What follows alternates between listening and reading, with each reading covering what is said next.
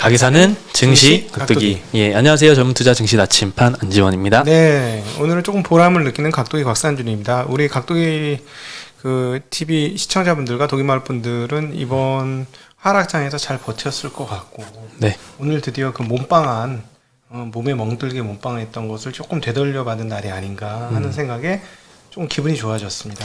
이틀째 지금 상승세가 계속되고 있는데요. 뭐 내일 어떻게 될지는 또 모르는 일이지만 일단 어느 정도는 회복이 되셨을 것 같긴 해요. 네. 그리고 타격을 좀 덜 받았던 이제 방어주 위주의 포트폴리오 갖고 있었던 분들은 좀 타격이 덜했는데 최근에 상승을 좀 누릴 수도 있을 것 같고요. 그렇죠. 다만 이제 코스피나 코스닥 지수로 봤을 때는 아직은 멀었다. 코스닥 같은 경우에는 많이 오른 것 같이 보이죠. 어제도 많이 올랐고 오늘도 2% 상승했는데 네. 떨어진 게 8월달 이제 하락 1% 이상 하락을 시작한 게 이제 지난주부터인데 한 8% 정도 떨어진 것 같거든요. 네네. 근데 한 절반 정도 지금 되돌림이 있었습니다. 그런데 불구하고 바닥에서 안 지졌잖아. 그렇죠. 그게 중요하죠. 그거를 안 한 게 큰 경험치를 쌓은 거 아니냐. 그렇죠. 항상 하락장 때 이 경험들이 항상 공부가 되잖아요. 지나가 보면 이번에도 많은 공부가 저도 됐고요. 많은 분들한테도 됐을 것 같습니다. 그럼요. 이게 보세요. 댓글이나 이 흐름들 제가 생각했던 것보다 하루 더 빠졌거든요. 네. 그래서 이제 됐다 하고 저는 현금을 다 썼는데 하루 더 빠져가지고 이제 카니발리제이션 했잖아요. 가지고 있는 현금성에 짙은 것들을 팔아서 더 많이 빠지고 올라갈 수 있는 주식들로 조금 카니발리제이션까지는 잘 안 하는데 너무 빨리 현금을 쓰는 바람에 넘겼고, 근데 어쨌든 사야 되는 시점이지 팔아야 되는 시점이 아니라는 것을 느낀 것은 굉장히 큰 수확이다 라는 거 느끼실 것 같고, 거기에 저희가 동참했다라는 거에 대해서 굉장히 뿌듯하게 여깁니다. 대신에 저는 이제 없었던 현금 종목이 점점 사이즈가 커지기 시작합니다. 오늘부터. 네. 현금 종목이라고 하기로 했어. 현금성 종목? 아니 현금 종목? 현금을 그냥 종목으로 생각하기로 했어요. 제가 왜냐하면 쇼핑 중독이잖아. 내가 이번에 쇼핑 중독이라는 걸 느꼈어. 그러니까 뭐냐면 2분기 실적이 나왔는데 너무 싼 거야, 기업들. 그렇죠. 진짜 몇몇 기업들은 가슴이 뛰고 미친 것들 아니야. 다들 이걸 왜 안 사? 미쳤네. 내가 살 거야. 이러면서 막 산 거예요.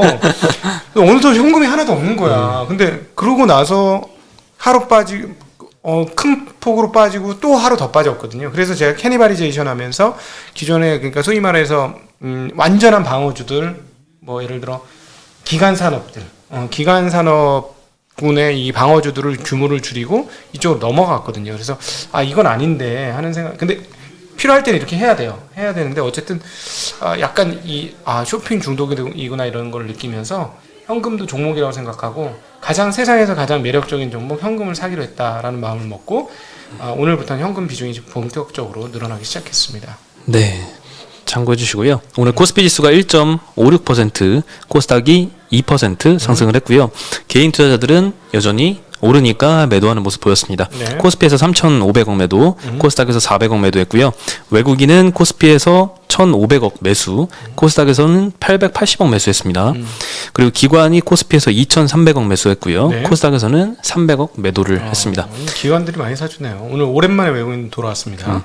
외국인 11거래일 만에 돌아왔습니다. 네. 예, 코스피에서 외국인 순매수한 게 정말 오랜만입니다. 네. 네, 그리고 코스닥도 1,000스닥을 회복을 했고요. 근데 사실은 외국인들 매수가 생각보다 그렇게 많지는 않았던 게, 왜냐면은 중국이 상당히 안정되는 흐름이었고, 네. 그다음에 이강 총재가 얘기하기를 이제 웬만하면 이제 좀 총량을 좀 늘리겠다, 유동성 총량을 늘리겠다 얘기해서 사실은 기대를 많이 했어요. 지수 오른 거는 기대만큼 올랐는데 외국인들 매수는 생각보다는 그렇게 적었고, 홍콩 오늘 난리 난 거 아십니까? 네, 많이 올랐죠. 아니, 많이 오르다고 표현하기는 어려워요. 지수가 6%가 올랐어. 홍콩 어디 지수가요? 홍콩 항생테크가. 항생테크. 6%. 그렇죠. 뭐 알리바바 막 5, 6%씩 올랐으니까요. 네네. 7%. 7, 8%.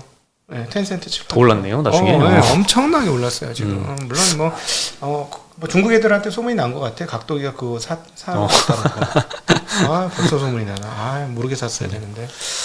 네. 겸손하겠습니다. 예, 겸손해야죠. 네. 오늘 조금 들떠 있는 모습. 내일 떨어지면 또 각방골 얘기 나옵니다. 그럴 것 같아. 각방골 얘기 나올 것 같죠? 네. 오늘 이제 외국인 순매수가 오랜만에 들어와서 한번 점검을 해드리면요. 제일 많이 산 게 전기전자였습니다. 이때까지 연속으로 계속 제일 많이 판 게 전기전자다. 반도체가 속해 있는 전기전자랑 제조업이다 말씀드렸었는데 오늘은 전기전자에 950억 순매수가 들어왔고요. 외국인들도 보면 네. 좀 날라리 같아. 미국에서 엄청 올랐잖아요. 2%대 그 반도체 지수가 2% 오르니까 그대로 반영하고 있어. 그렇죠. 그리고 운수창고가 800억 순매수가 들어왔습니다. 운수창고는 이제 항공주들이 많이 속해 있는 곳인데요, 업종인데요. 그리고 제일 많이 팔았던 거는 화학 2,300억 매도가 나왔고요. 네. 제조업이 670억 매도가 나왔습니다.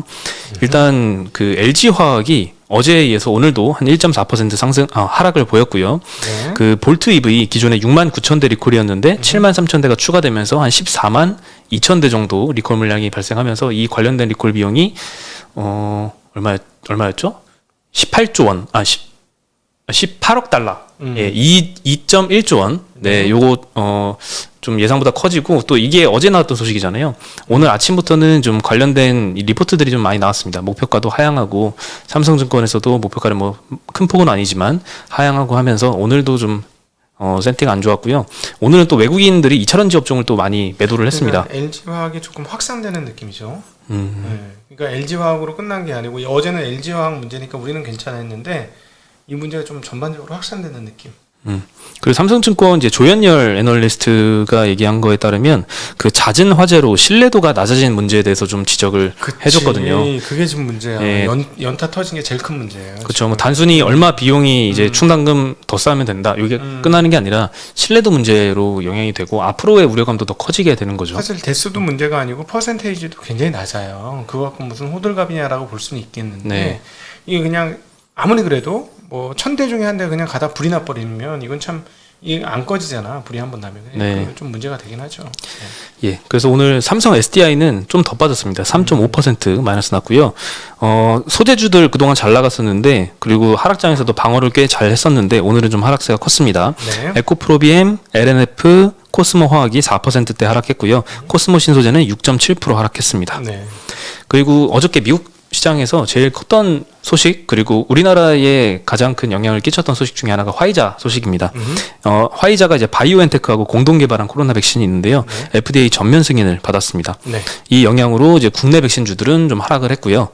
리오프닝주들, 여행주, 항공주, 뭐 극장주 많이 올랐습니다. 네. 미국에서 처음으로 전면 승인 받은 사례이고요. 작년 12월에 긴급 사용 허가를 받은 지 8개월 만입니다.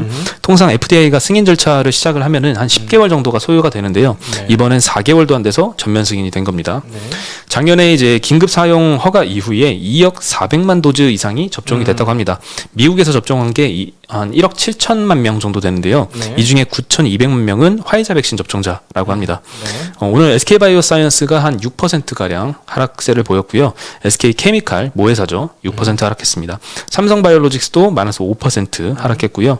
유바이오로직스도 국내 백신 관련주인데 여기는 1.3% 상승했더라고요. 오히려 반대로 저거 잘 됐다는데 떨어졌어요. 미국에서 올랐는데. 네, 그렇죠. 네. 예. 그리고 하나투어가 모두투어가 한 7%, 6%씩 상승을 했고요. 아시아나 항공이 10% 올랐는데요. 여기 수급을 보면 굉장히 특징적인 게 네. 상장 실질 심사 그것 때문에 거래 정지가 됐었거든요, 한동안. 네. 그런 다음에 7월부터 재개가 됐는데 그 재개된 날부터 지금까지 연일 연기금은 계속 순매수를 하고 있습니다. 네, 처음에 좀 첫날 많이 빠졌었잖아요. 예. 걱정을 좀 했는데 왜 사나 싶었거든요. 근데 지금은 좀 많이 벌었죠. 네. 이렇게 표현하면 좀 웃기죠. 그게 하나의 주체가 아닌데. 아, 네. 네. 그렇습니다. 그리고 제주항공, 티웨이항공이 7%씩 상승을 했고요. 대한항공이 4% 상승을 했습니다. 오늘 리오프닝 관련된 주들 다 좋았고요. 네. 제품 가격 인상하는 이거에 대해서 또 오랜만에 언급을 드리는데요. 과자 업체들이 이렇게 제품 가격 많이 인상을 결정을 했습니다. 오리온 같은 경우에는 국내 과자 가격은 동결 결정을 했거든요. 이러면 8년째 동결입니다. 근데 해외 판매 제품만 가격 인상을 결정을 했습니다. 오리온 중국 법인에서는 다음 달 1일부터 초코파이 등의 4종류 제품 가격을 6에서 10% 인상 결정을 했고요. 네. 중국 법인 가격 인상도 굉장히 오랜만입니다. 11년 만에 인상을 한 거고요. 러시아 법인은 10월부터 전분목 가격을 평균 7% 올릴 예정이고요.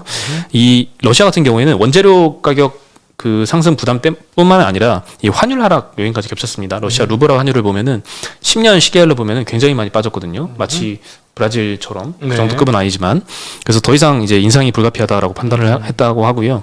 오리온 같은 경우에는 이제 국내는 인상을 안 하고 해외만 좀 인상을 해도 그래도 괜찮은 게 해외 매출 비중이 한 66%입니다. 국내의 한 2배 정도 비중이기 때문에 해외 매출만 어느 정도 해외 가격 인상만 어느 정도 해도 괜찮다. 네. 하지만 다른 제과 업체들은 전부 다 국내 판매 가격 인상도 결정을 했습니다.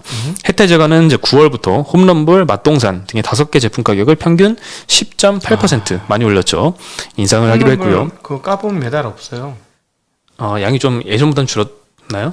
아니 원래 매달 없어요. 몇 알 없다고 하기에는 조금 몇달 없어. 그거. 그런데 그거 그래요? 맛있게 드시는 방법 아세요? 뭐예요? 전기 레인지에다 15촌가를 하면은 엄청 맛있게 먹을 수 있답니다. 네. 그렇군요. 제 홈런볼 있는데 한번 먹어보겠습니다. 아 근데 이게 너무 비싸. 너무 비싼 거 아닙니까? 요즘 전철역 같은 데 가보면 해외 그 과자점 같은 거 있지 않아요? 그렇죠. 그럼 막 2,000원, 1,000원, 막 3,000원? 그리고 꽉 차 있잖아요. 꽉 차 해외 있어. 과자는. 무거워. 그거 한 3개 들으면은 가방에 무거워서 들 수가 없어. 근데 네. 홈런볼 10개 가방에 넣어봐요. 들어갔어? 뭐 이런 정도 수준인데. 가볍기가 한량 없는데. 그렇죠. 좀 많이 비싼 거 아닙니까? 깎아주세요. 미안합니다. 제가 혜태제과 주주는 아니지만은 욕한 건 아닙니다. 네. 네. 그리고 롯데제과도 바닥코코넛, 제크 이것 등의 이제 11종 가격을 평균 12.2%나 인상을 했습니다. 오늘 오리온이 5% 상승, 혜태제과 식품이 3.5% 상승, 롯데제과는 1.5% 상승을 했고요.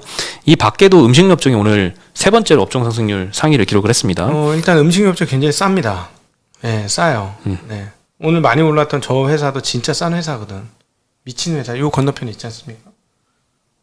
말도 안 되는 가격인데 요즘 계속 오르더라고. 네. 예, 오늘 뭐 사조 대리미 7%, 하이트진로가 6%, 오리온 5%, 크라운제가도 4.8%, 오뚜기도 4% 상승을 했습니다. 네. 네. 그리고 그 철강 업종이 오늘 많이 올랐습니다. 업종 상승률 2위 기록하면서 3.6% 상승했는데 뭐 포스코 강판도 8% 오르고 동국제강 7.7%, 현대제철 3.6%, 포스코 3.4% 많이 올랐는데요. 네. 이 업종 내에서 제일 많이 올랐던 건 알루미늄 업종입니다. 조일알미늄이라는 회사가 15%, 사마알미늄이 13% 올랐거든요. 알루미늄을 저기 2차 전지에서 쓰긴 쓰는데. 네, 쓰죠. 네. 예, 그래서 관련된 차트도 좀 보여드릴 예정인데요. 네, 이미 올라왔습니다. 네. 네. 네, 올라왔네요. 네. 네, 최근 5년 동안 국제 알루미늄 가격 일별 추이인데요. 국제 알루미늄 가격이 지금 톤당 한 2,600달러 정도 되는 것 같습니다. 꾸준히 상승세를 보이고 있고요. 철광석 가격은 최근에 좀 많이 빠졌거든요. 반대로 요거는 이제 알루미늄 가격은 계속 상승세를 보이고 있습니다. 여기다가 이제 골드만삭스에서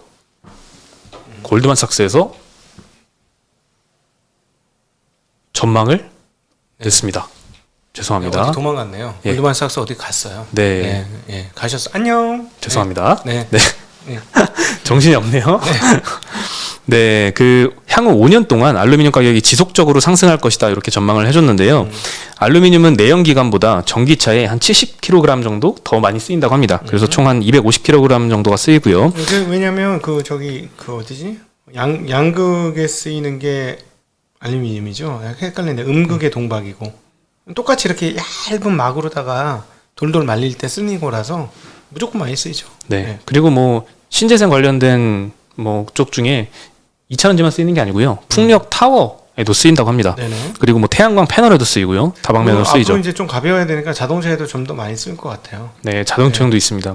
굉장히 쓰이는 데가 많은데요. 알루미늄 가격 전망을 어떻게 했냐면요. 올해는 톤당 2,450불, 네. 2022년에는 2,900불, 2023년에는 3,250불, 2025년에는 3,500불. 네. 그냥 매년 계속 상승하는 걸로 전망을 하고 있습니다. 네. 그리고 연속적인 강세장의 초기 단계다라고 언급을 했거든요.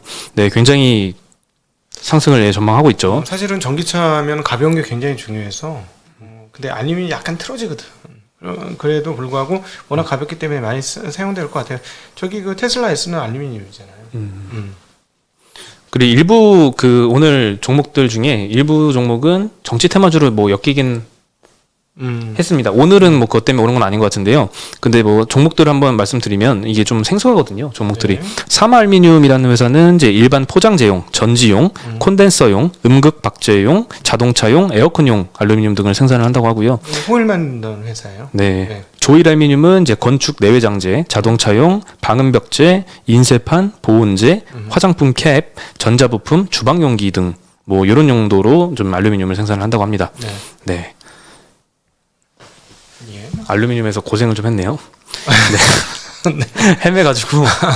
네, 갤럭시. 근데 오늘 정말 특징적인 게 여러분한테 드리고 싶은 말은 저희가 또다시 앞북을 좀 치지 않았습니까? 오늘 알루미늄 철강 업종 많이 올랐고 음식료 많이 올랐고 또 하나 올랐던 게 건설주요. 건설이에요.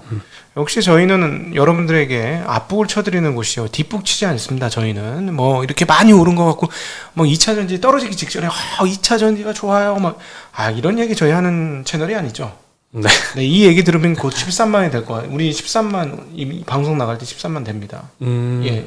조금 전에 4명 남았다면서요? 네, 13만 이제 될 것 같은데 어쨌든 저희는 앞북을 치는 거라서 제 주변에 주식 투자로 고생하시는 분들은 저희 채널에 좀 연결을 시켜주셔도 되지 않을까 하는 생각이 듭니다. 네. 네, 뭐 단기간에 뭐 100% 뭐 엄청난 수익률을 얻을 수는 없지만 네. 그래도 꽤 안정적인 수익률을 꾸준히는 낼 수 있지 않을까? 있도록 도와드리죠. 열심히 하죠. 네. 있도록 그렇지만 투자의 책임은 본인에게 있다는 거. 저희가 책임을 못 져드린다는 거. 네. 그렇죠. 그리고 이제 갤럭시 폴더블 폰 굉장히 인기 많다고 하는데요. 오늘부터 개통을 시작을 했습니다. 사전 예약하신 분들은 오늘 폴더블 폰 관련주뿐만 아니라 오늘은 휴대폰 부품주 전반적으로 좀 상승세를 보였는데요. 네. 올해 말까지 삼성전자가 폴더블 폰 출하량 900만 대를 목표로 잡았습니다. 야, 100만 대 남았어. 네. 내가 임계점이라고 얘기한 거 100만 대 남았어. 1000만 대 임계점이었죠. 1000만 대 임계점. 왜냐면 네. 1000만 대 넘어가면 1년 동안 캐퍼가 안 돼요. 캐퍼 증설을 해야 됩니다. 그거는 의미가 있는 거예요. 캐퍼 증설을 할 만큼 수요가 많다는 건데 이러다 보니까 이제 주변에서 사진을 찍어서 저한테 보내주고 있어요. 벌써 받으신 분들이 그냥 이거 있잖아요. 이거 폴더. 폴드. 이건 퓰립이고 이건 폴더잖아요. 플립. 이건 플립. 폴드. 죄송합니다. 네. 이름이 어렵죠. 네, 예. 폴드는 가운데 주름이 많이 안 보여요. 지난번에 확실히 보였어요. 지난번에 확실히 보였는데 이번에 많이 안 보이네. 이 정도면은 상당한 성공 아닐까 하는 생각이 느낌이 좀 오기 시작합니다. 네. 네. 작년 폴더블 폰 출하량이 210만 대였는데요. 이것보다 한 4배 이상으로 목표를 잡은 거고요. 폴더블 폰 두 종의 현재 사전 예약 접수가 한 80만 대를 넘었다고 합니다. 네. 네, 그리고 오늘 삼성전자도 3%나 올랐습니다. 이것 때문에? 이것 때문은 아니고요. 아니지. 네, 이것 때문은 아니죠. 네, 아니지. 네, 올랐는데 엮지 마세요. 네, 엮은 건 아니고. 네. 네, 뭐 오늘 휴대폰 부품주들이 캠시스가 6%, 옵트론텍 4%, 파트론 4%, 세경 하이테크, 파인테크닉스, KH 바텍이 이제 폴더폰 부품을 납품을 하는데 여기는 조금 덜했습니다. 2.7%, 2.3%, 마이너스 1% 이렇게 상승률을 보였습니다. 사실상 뭐 폴더폰 많이 판다고 캠시스, 옵트론텍, 파트론 등 이렇게 카메라 모듈 만드는 회사가 바로 좋아지는 건 아니죠. 대수가 안 되니까. 근데 이제 의미는 저게 있는 거예요. 삼성전자가 지금 오늘 뉴스에서도 그게 나왔더만 기사에서도. 네. 이제 LCD에 이어서 핸드폰도 중국 놈들한테 죄송합니다. 외국 업체, 중국 업체들한테 다 뺏긴다. 뭐 이런 그런 톤으로 다 글이 나오더라고요. 네. 근데 이제 이게 성공하면 역시 삼성전자 하는 게 이제 새롭게 생각이 되니까 뭐 그런 의미로 좀 올랐다고 봐야 될 것 같아요. 사실은 뭐 이 폴더업 많이 팔린다고 이런 카메라 모듈 회사들 갑자기 좋아지고 이러지는 않습니다. 냉정하게 보면. 네. 네. 그리고 게임 셧다운제가 이제 폐지를 할지 말지를 이번 주 내로 결정을 한다고 합니다. 네. 현재 16세 미만 청소년은 밤 12시부터 오전 6시까지 게임 접속이 막혀 있습니다. 네. 청와대 정책실장은 이번 주까지 부처간 논의를 통해서 셧다운제를 폐지할 것이다 이렇게 언급을 했고요. 대신에 과몰입 예방을 위해서 시간 선택제를 도입하는 쪽으로 검토를 마쳤다라고 합니다. 네. 폐지가 된다면 뭐 게임주 주가에는 뭐 좋을 것 같고요. 그리고 8월 수출 데이터가 어제 나왔는데 하루 늦게 말씀드려서 죄송합니다. 수출이 322억 달러 네. 수출이 나왔고요. 전년 동기 대비 40% 증가했습니다. 35조 정도 되는 거예요. 네, 뭐 조업일수 고려해서 일평균으로 따지면 31.5% 증가를 했고요. 네. 품목별로는 반도체, 40% 증가했고요. 철강 제품이 57%, 석유 제품 55%, 승용차 37%, 네. 무선 통신기기가 47%, 네. 자동차 부품 32%, 선박이 70% 정도 증가를 했습니다. 이제 기저 효과가 이제 없어지기 시작하는 시점이기 시작한데. 그렇죠. 기저효과는 뭐 7월부터는 이제 네. 완화된다 이런 얘기가 있었는데 그러면서 7월에 수출 증가율이 또 잘 나오면서 그때 이제는 진짜 수출 잘 되는 거다라고 네. 했잖아요. 근데 8월에도 수치가 굉장히 좋습니다. 아 진짜 잘하는데 잘하고 있어요 한국 기업들. 그래서 감사한 일이고 지수가 빠져도 견딜 수 있는 힘 중에 하나예요 이게. 네. 그렇죠. 그리고 수출국으로 보면은 중국이 37% 증가했고요. 미국이 50%, 베트남 13%, EU가 43%, 네. 일본이 49%, 대만이 61%. 좀 적게 오른 데도 없어요. 다 많이 올랐습니다. 네. 네, 이번 달을 포함해서 월 수출액이 작년 11월부터 10개월 연속으로 증가를 하는 거고요. 그리고 반대로 수입액은 358억 달러입니다. 수출액보다 더 컸습니다. 네, 그러면서 이제 전년 대비해서는 52% 증가를 했고요. 무역 수지는 35억 달러 적자를 보였습니다. 작년 동기에는 6억 달러 적자였는데요. 요거보다는 적자 폭이 조금 커졌습니다. 품목별로는 원유가 90% 증가했고요. 반도체 17%, 석유 제품이 200%, 가스가 198%, 기계류 12%, 반도체 제조 장비가 49% 정도 상승을 했습니다. 네. 무역 수지가 적자네요. 네. 네. 예. 지난달에도 적자였던 걸로 기억하거든요. 네. 네. 뭐 적자 꼭 중요한 건 아닙니다. 네. 환율 때문에 말씀 잠깐 드렸던 거고요. 네. 네. 그리고 수출에 있어서 현재 노조와의 갈등이 좀 부각되고 있는 종목들이 몇 개 있는데요. HMM이 지금 해상 노조가 단체 사직서 제출을 예고를 했다고 합니다. 한국에서는 이 HMM을 제외하고 한국에서 유럽이나 미국으로 나르는 배를 운영하는 선사는 지금 없어요. 그래서 단체 사직이 만약에 현실화가 된다면 수출 물류 대란이 불가피한 상태인데요. 현재 컨테이너 부족과 운임 상승까지 이 문제까지 겹쳐 있어서 비상이라고 합니다. 근데 이제 상하이 컨테이너 운임 지수는 지금 상승세를 계속 지속하고 있습니다. 네. 이것도 표를 한번 보여드리면요. 예, 주간 단위 상승폭은 작아지고 있긴 한데 사실 저 파란 색깔 선 끝없이 올라가는 게 보이시죠? 당연히 이렇게 많이 올랐으니까 상승폭은 적어질 수 있는데 정말 끝도 없이 계속 올라가고 있습니다. 네. 네. 그 업계에 계신 분도 깜짝 놀라잖아요. 지금 이 정도까지 오를 줄 몰랐는데 멈추질 않아서. 네. 그래서 이 해운 운임 상승이 내년 1분기까지도 지속될 것이다라고 이베스트에서 전망을 했거든요. 네.